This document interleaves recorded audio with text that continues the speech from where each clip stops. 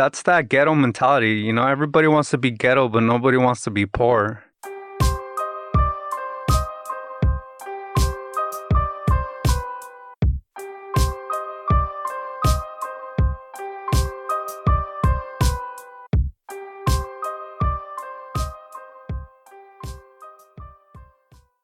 Welcome to the Alpha Social Club. I am your host, Esteban. How's it going, everybody? Hope everybody's having a good week. It's a holiday week. I know this is, it brings back a lot of different emotions for a lot of people. Some of you might have lost somebody.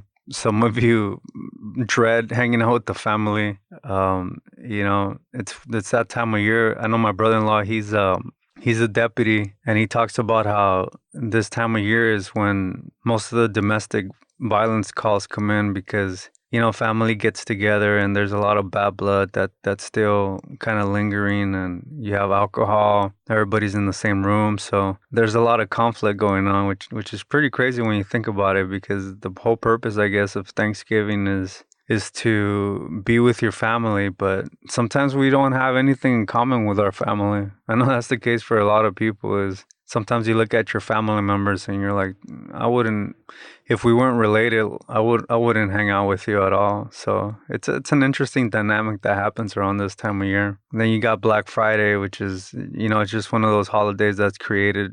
I guess it's considered a holiday now, but I remember when we first started kind of going to Black Fridays, I would go with my mom because, like I said in the previous episodes, she has her own business. She exports clothes into Mexico, so every time there's a sale like this, she likes to go and stock up on all the new stuff that she can send out. And I started noticing how sometimes Black Fridays started Thursday, which is the day of Thanksgiving. So they're already kind of promoting for us to not be with our families and to have a purpose to go out and fight with people.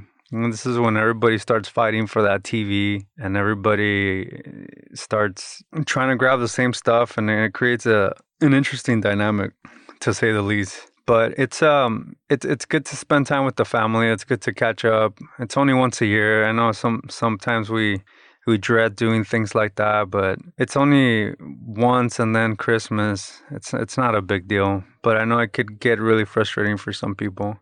I had this weekend was my Friendsgiving. They do this Friendsgiving, and I noticed that a lot of people are starting to do Friendsgiving where they hang out with their friends, and it's like a separate event for like family and stuff. And I had that this weekend. It was cool. I was just hanging out with a bunch of people that I don't really spend a lot of time with, and there's a lot of laughter going on. Sometimes we get a little antisocial and we don't want to put ourselves in those situations. And when you overcome it, it's like, this wasn't a big deal. I know this happens to you guys because this happens to everybody, where you get plans for something and it sounds really exciting at the time. So you agree to go, and then as the event gets closer, you start dreading it. You start thinking like, oh man, that person's going to be there, or oh man, I got to answer the same questions all the time. Yeah, my job's going good, this and that.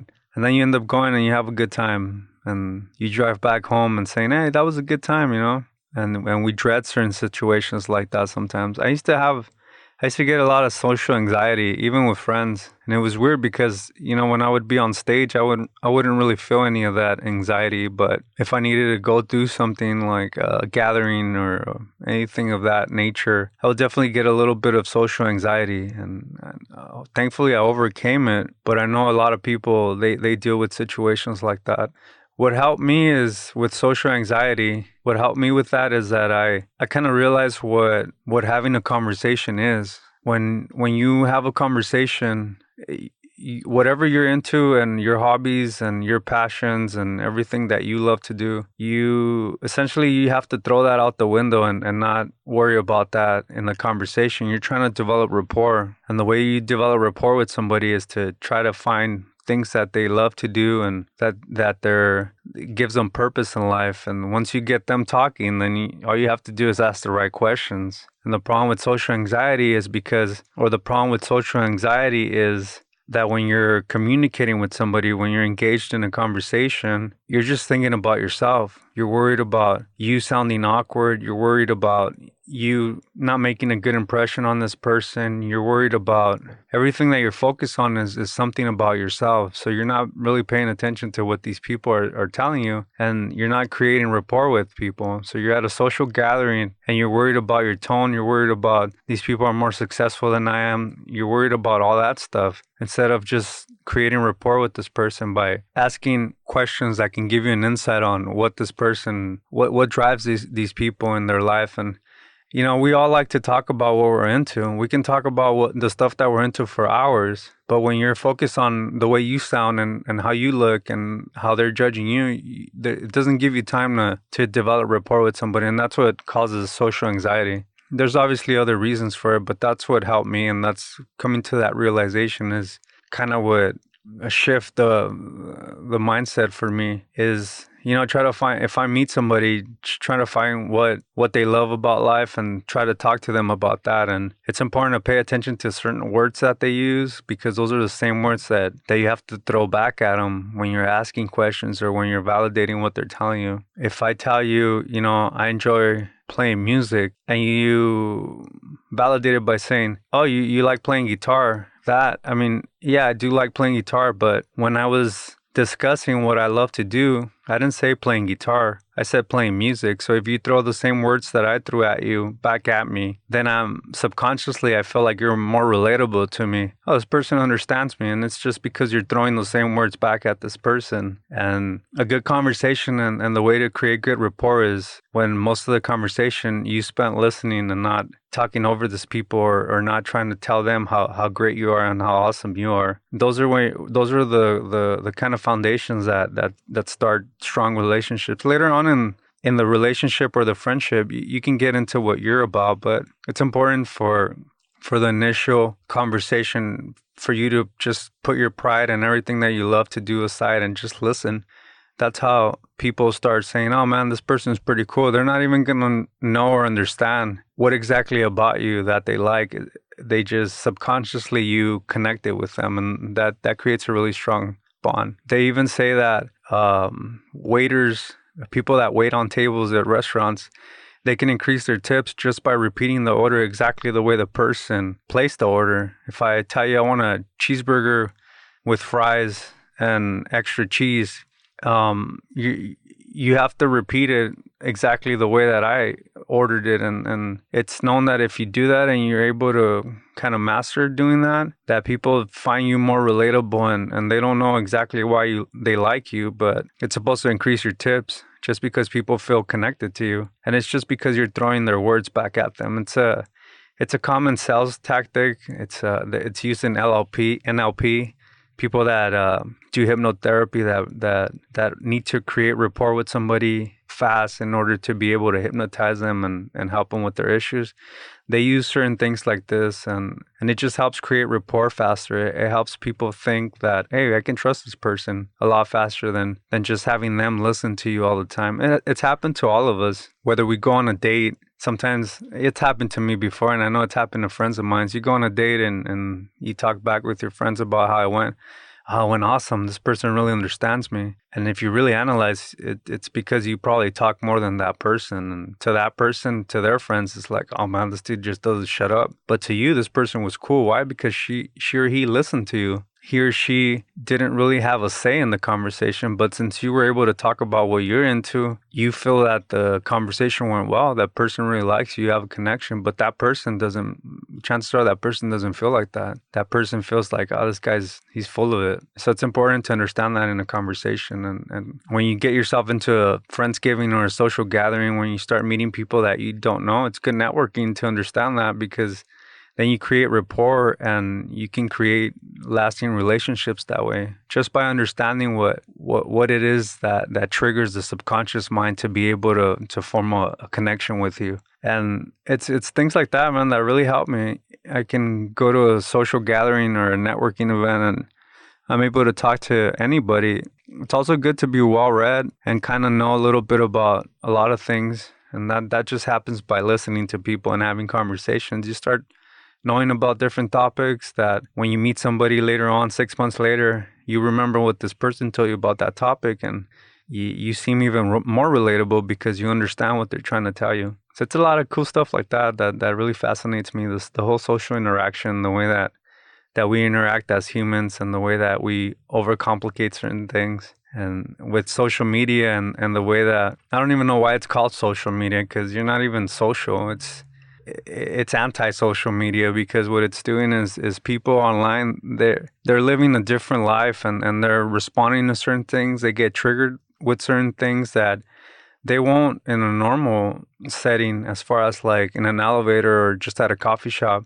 I read sometimes online some of the things that people say, and nobody's ever told me any of that stuff in person. People are really nice. If you go by what the internet says, this whole fucking world is a mess, and everybody's fucking bitter, and life is ending, and everybody's upset at each other. But when you're in the outside in the real world, everybody's super chill. Everybody's really nice. These people aren't going to troll you. They're not going to, try to call you out on certain things, but it does happen. My girlfriend, she likes to read stuff that she finds on Facebook to me, and sometimes she voices her opinion, and I see how people get really triggered. She definitely doesn't like when people complain about things, and sometimes she'll call them out, and I tell her, "Why are you doing this?" But she gets a kick out of it, and she doesn't do it all the time, but definitely when she does it, she lets me know. And the other day, she voiced her opinion on a certain post, and somebody responded to her with like a fucking paragraph, and then she just responded to that person like, "Oh, well, we're entitled to our own opinion, so I mean, I don't know what to tell you, but have a good day." She was being respectful, and this person reported her as spam. This person got her blocked, like she wasn't able to like pictures after that, and it was just because somebody had their own opinion. Like social media, the internet, it's starting to get to the point where you can't really voice your opinion without somebody blocking you. They loosely use that because when they really need to block somebody, it's looked at, I guess, like just business as usual. They probably get so many. Just imagine how many spam kind of notifications Instagram gets from people that don't like the way certain people talk, and they'll start labeling them as spam. Can you imagine how many notifications Instagram gets, and they start blocking accounts without even investigating the circumstances? Twitter, Facebook, well, they own Instagram, so I'm sure they're also involved in stuff like that. And it's just people that think that, they're doing something right by calling somebody out. And yeah, I told them, yeah, get out of here. This is the kind of mentality that we want. And so what does that really create? It creates a one-sided agenda. I don't really get into the political stuff, but I don't just read one side of the spectrum. And I feel like a lot of us, we have a certain agenda, and all we do is educate ourselves on that agenda that validates that agenda. And sometimes we tend to close off from different perspectives and what people that don't agree with us are saying. And so that just creates the same mentality. It creates the same response. It's just not, it doesn't sound sustainable for me. You need to understand. If you don't understand, or if you don't agree with somebody, you still need to understand what they're trying to say and where they're coming from. If you like to read the news, if you like to stress yourself out on everything that's going on, don't just stay on one side of the spectrum. Try to gather information from both sides. I've noticed that the more complicated the problem, the more people get, fired up about things. It's because both sides are right in certain ways. That's what creates more of the tension. It's not a problem that it's an easy fix. It's a problem that both sides of whatever it is, that the more complicated the issue is, both sides have certain things that are right about it, and both sides have certain things that are at fault about it. And you have to be realistic and be adults about things. You can't expect for your agenda or whatever it is that you're trying to preach, for you to feel that you're right. Stay a student, learn. Ryan Holiday talks about this in his book. I think he talks about it in If It's Not Ego Is the Enemy. He talks about it in what's that other book called? The Obstacle Is the Way. Yeah, he talks about it in either one of those books. I can't remember, but they're both great books. If you guys haven't checked out the stuff that Ryan Holiday talks about, he comes at in his writings more of like a stoic kind of old philosophy, which is still timeless. You can still adapt that to the modern world, but in that in his writings, he talks about how people that run with passion, that when you say that I'm passionate about something, he says that that passion is fueled by emotion and energy. So what he means by that is essentially if you have passion, you're not a student because you're essentially you already have a mindset because you have passion, and you're not going to learn or even try to open your ears or eyes to somebody else's perspective. And think about how dangerous that is when you're running on passion. If you're passionate about something and you're running on emotion, you're easily triggered. Anything easily upsets you, anything easily,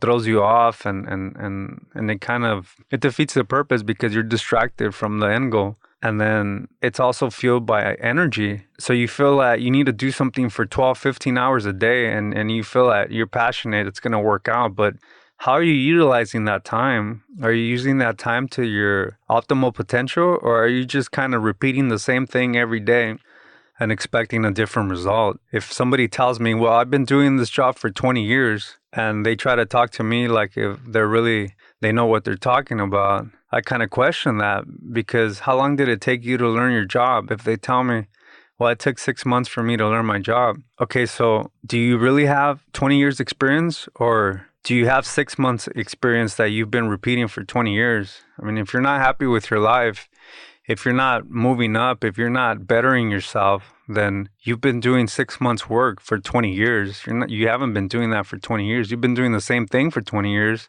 and it's got you where you're at right now. So that's how people run when they run on passion. Ryan Holiday suggests, and it definitely made sense to me, and I implemented that too when I read his books. He talks about running on purpose instead of passion, because when you run on purpose, everything we do is for a purpose. Let's be honest with ourselves. But when you run on purpose and you run into an obstacle, if you stay a student and you run into an obstacle, there's a purpose why you have to go through that. It's not something that's going to throw you off. It's not something that's going to completely derail you from the end goal. It's just there's a purpose for that. There's a purpose why I have to go through this.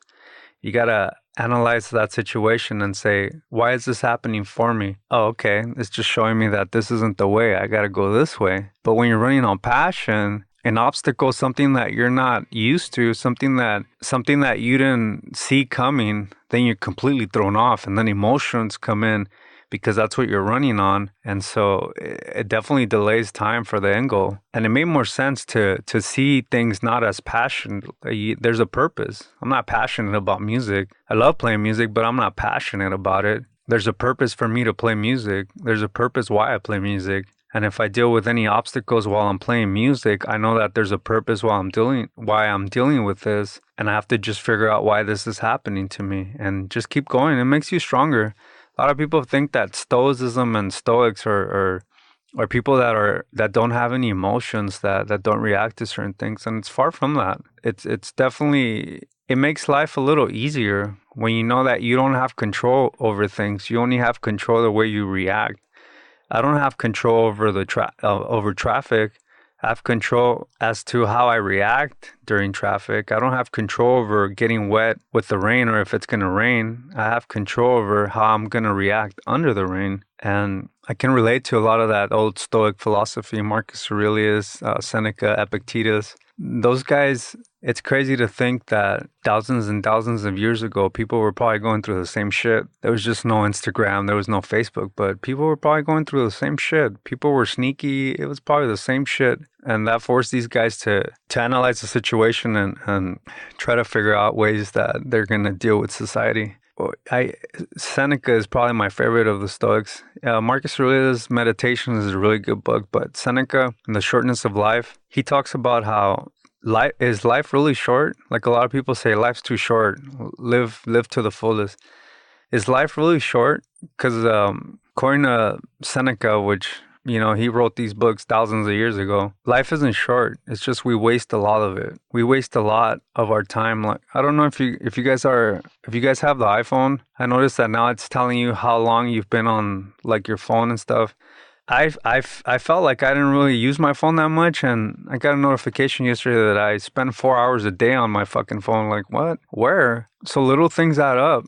When we're at home watching Netflix, they throw a whole season at you. How many times have we binge watched a fucking show like 7, 8 hours that we're just on it. We get so addicted to these shows that we just keep going. We skip the intro after a while. Nobody wants to see the fucking intro. You skip it. You keep going. And it gets so good, and all of a sudden, 8 hours later, you finish the whole season. 8 hours, that's a full-time job. That's a full day of work. So is life really short, or do we waste a lot of it? When you start analyzing the stuff that we do on a daily basis, we start realizing, like, man, maybe life is not that short. It's just we waste a lot of time. We procrastinate a lot. That's something that we all do. We procrastinate. We overthink things. We don't like to suffer. I mean, when my girl was telling me about these people complaining about stuff and this and that, kind of made me reflect on it. We live in the most fucking easiest time in the history of humanity. If we're fucking hungry, every single corner that we go to, we can find food. If we order something on Amazon and we really want something, it could be there same day, 2 day. We have Netflix at home. If we want to watch a show, we can easily watch a show. If we want to order McDonald's, Uber Eats will take us food. If we want to go somewhere, we can use Waze to guide us there. If something's wrong with your car, you can go on YouTube and learn how to fix it. If you have a certain disease, you can pretty much self-diagnose and go into the doctor's office knowing a little bit more, sometimes more than what they know. Because if these doctors are in their 70s, they went to fucking medical school in the 60s or whatever, and they don't need to brush up their shit. That's what they know. That's the nutrition that they know. They don't teach this guy nutrition. They don't know what it is to go on. They think that fat's still bad for you, or certain things that they still preach is outdated, in my opinion. And everything's so easy. So I feel like since everything's so easy and people are just going to work and going home, I feel like that's what causes all this kind of chaos in the internet where people like to complain about shit. It's because they have so much free time to complain. They don't keep themselves occupied and learn something new. When I started this podcast, I built the website. I had to learn how to use editing software. I used to use Audacity. Now I'm using Adobe Audition. I had to learn how to do that. I had to learn how to. Hopefully, this recording is a lot better because I'm still trying to improve on it. Do you think when I was learning all that, do you think I had time to troll around the internet and complain about shit and complain about what this person was saying and complain about who's taking what from me? There was no time for that. There's no time for that when you're busy, when you're doing things, when you're following what you want to follow in life, when you realize that you have a lot to improve, when you realize that instead of pointing the finger, when you point your finger, there's 3 fingers pointing at you. When you realize that, and when you follow something that you've been procrastinating, you realize that there's no time to troll the fucking internet. There's no time to complain about what people are saying. There's no time to take things personal. There's no time to write somebody a fucking paragraph because you don't agree with what they were saying on the internet. There's no time for any of that. You're so busy focused and you're so busy in whatever it is that you're doing and that you want to learn that your day has no time to troll around the internet. And I feel like we live in such easy times. These are like some of the most easiest times to be alive, regardless of the fact of everything that we see on the news, regardless of the fact of everything that's being thrown at us. When you analyze civilization and the history of humanity, this is some of the best times to be alive. And so we're gonna live complaining about shit when this is like the best time to be alive. If you complain about money, your fucking phone can make you money. You could sell stuff on eBay. I used to sell books on Amazon. I would go to library sales with a Bluetooth scanner. I would hit up all these places and scam books and buy a bunch of school textbooks. And the ROI on that stuff, I would buy a book for $2-3, and I've sold books for $400. Dentistry books, just special books that people that are going to school, you know how expensive that shit is. And that's through my phone, just scanning something and sending it to Amazon and having them sell it for me. Those are the times that we're living in. Something so simple as a phone can make you money. Instead of fucking complaining on Twitter, instead of using it to troll somebody that's voicing their opinion, download the Amazon Seller app and make some money. Make shit happen. There's so many opportunities out there for us. And we utilize our time complaining about what somebody else is saying or what somebody else is thinking. It's definitely some interesting times that we're living in, you guys. I feel like if you go by what the internet tells you, we all hate each other, but Not here at the Alpha Social Club. I don't hate anybody. I don't hate women. I don't hate anybody. I don't hate you because you look different than I do. We're all the same. We're all humans. We're all part of the organism that's the human race. We all want to be loved. We all want to feel good, but a lot of people don't like to suffer. And that's why we procrastinate, because you think, oh shit, I have to deal with that. Oh shit. Oh man, I got to go to that Friendsgiving. Shit, I have to deal with these people that I haven't seen. And that's how we think. And we don't think about the end result, how good it's going to feel when we accomplish it. Because I know you guys know what I'm talking about. When you procrastinate on going somewhere and then you go and you have a good time and then you're driving home like, that wasn't so bad. It happens to all of us. It's part of being human. Once Thanksgiving goes away, Christmas starts coming by, and people are in a better mood. People are happy. The holidays are here. People actually say hi to you when you walk into the store. They're wearing a Santa hat or some goofy shit like that. Everybody's always happy. It's my favorite time of the year because people are happy. People are they happy because they buy gifts for other people and they think, man, this is gonna make this person happy? I wonder why it is. Why is it that they're happy? Are they happy because they're gonna receive something? Are they happy because they bought somebody something that they're really excited to give? It could be that. Just helping somebody out and making somebody happy feels really good. It feels really good when you put a smile on somebody's face.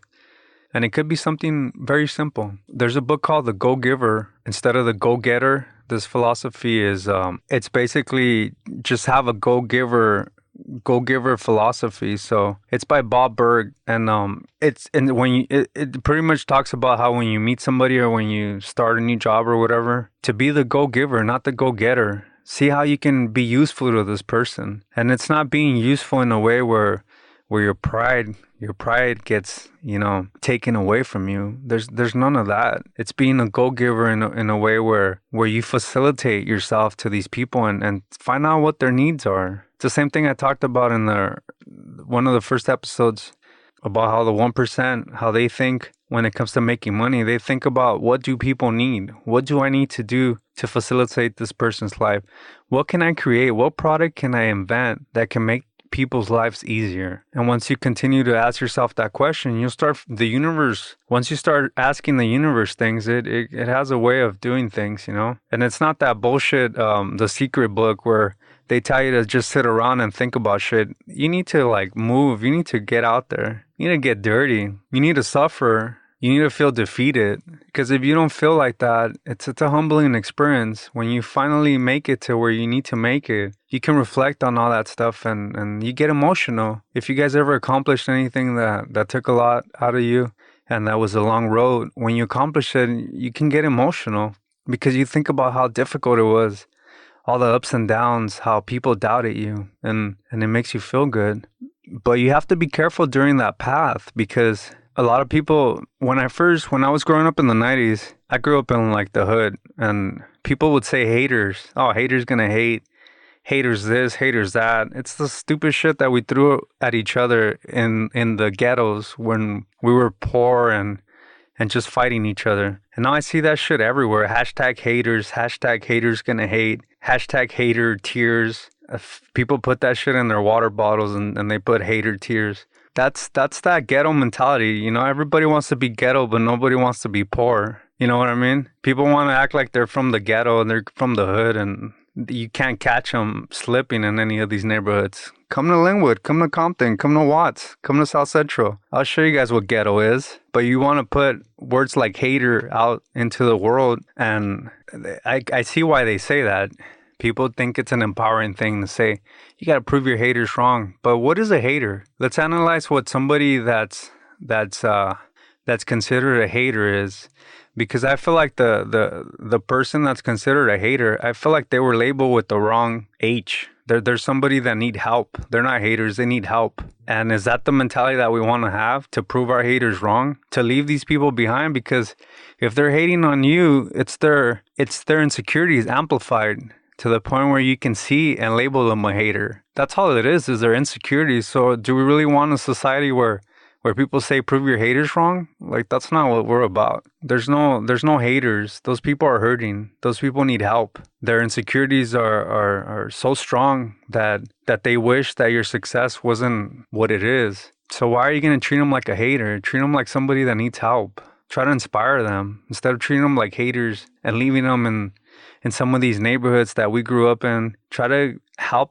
inspire them. I know it takes a long time, but how gratifying is that if you can help somebody and push them out of these neighborhoods? Don't look at these people as haters, guys. This is all that shit where people want to be hood, but they don't want to be poor, and they want to use that language. Don't think of somebody as a hater. They're hurting. They need your help. They secretly wish they were you, but the way that they react to it is enough for you to label them a hater. But all of this, somebody that probably needs somebody to talk to, somebody that wishes they were where you're at and that wish they accomplished what you accomplished. So there's no need to try to exclude these people and leave them behind. That's not what I want to promote here at the Alpha Social Club. And there's nobody left behind, you know? We have to be there for each other because we're all part of the same organism. We're all in this together. We all have the power to create the reality that we want. There was a study that I heard about.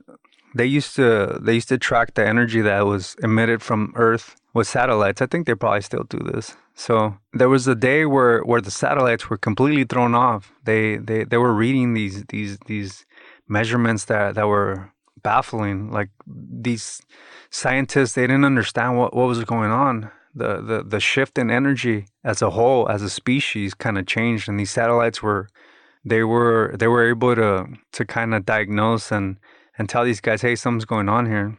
And so the scientists were kind of running around like, hey, what's going on? Look at the meter or whatever, the radar, whatever it is that they call it. It's off the charts. And they ended up doing a little bit more of an investigation, and they found out that the time that this happened was minutes after the first plane hit in September 11. So these satellites that were orbiting space, they were able to tell the shift in energy because I still remember 9/11. I remember where I was at, and we all were like, wait, what is this?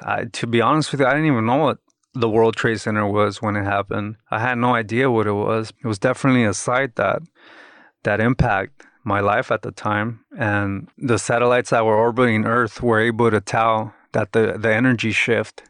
So whether you believe this or not, just realize that we're still part of the same energy field and we're more united and connected than you guys think. So if there's a lot of negativity going on, if there's a lot of negative energy being thrown out there, that's affecting everything. That's affecting people's mood. I see it all the time when I'm in traffic. People look upset. People look like, they're hating life, and they don't have a purpose. They look like they're just kind of like dead inside. That energy is put out there, and that energy affects people around you. You can change somebody's mood just based on what you put out. You guys can feel energy sometimes. People are negative, you're around them, and it changes you, and all of a sudden you start thinking like them, and 2 days later you're talking shit about people, and you're like, wait, what the hell happened? Oh shit, I hung out with this dude the other day. Oh fuck that, let me get back to my game. They can easily throw you off. You can feel the energy. So we're part of this organism that's humanity, and we're on this together. And I'm just trying to change my energy that I'm emitting, and hopefully the people around me, and hopefully somebody out there. If this changes one person's perspective, this is already a big accomplishment in my book. And we have to be there for each other, guys. Let's not label these people haters. They're people that are hurting. They're people that need help. They're people that wish they had what you have, and it's not good to leave them behind. It's good to try to push them and inspire them to let them know that, hey, you could do it too. The same way I did it, you could do it. I hope you guys have or had a good Thanksgiving. I don't know when you're listening to this, and just want to tell you guys that I love you guys. And, continue supporting me and the Alpha Social Club. Visit the ASCpodcast.com, connect with me, send me a message. I want to hear from you. I want to hear what's going on. I want to hear where you're at. Even if you just tell me Wisconsin or whatever, I don't give a shit. Just tell me where you're at. That's cool stuff to know that somebody out there. I'm in Los Angeles, and to know that this can get all over the world is definitely something that's pretty exciting. If it's nighttime, have a good night. If it's daytime, I hope you're having a good day. If it's morning, good morning. Tomorrow's a new day. Peace.